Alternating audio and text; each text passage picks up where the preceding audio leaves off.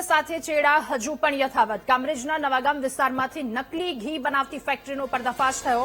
આરોપી palm oil અને વનસ્પતિ તેલથી ઘી બનાવતા હતા।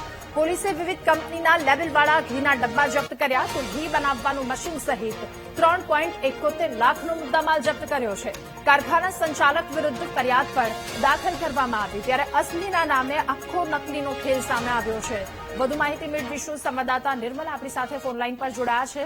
નિર્મલ, સુરતના નવાગામથી નકલી ઘી ફેક્ટરીનો પર્દાફાશ, શું વધુ વિગતો, શું કાર્યવાહી?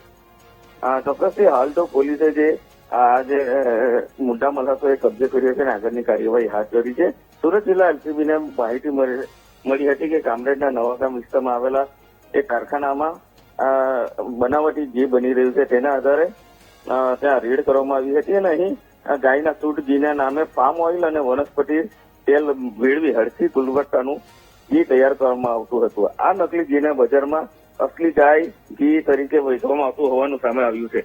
સ્તર પરથી અલગ અલગ બ્રાન્ડના ઘીના ડબ્બાઓ, ખાલી ટીન, કૂટા તેમજ ઘી બનાવવાની મશીનરી પણ મળી આવી હતી।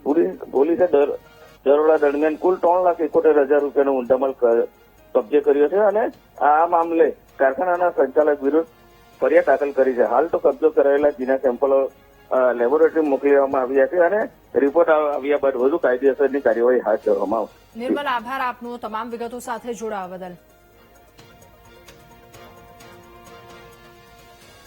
અને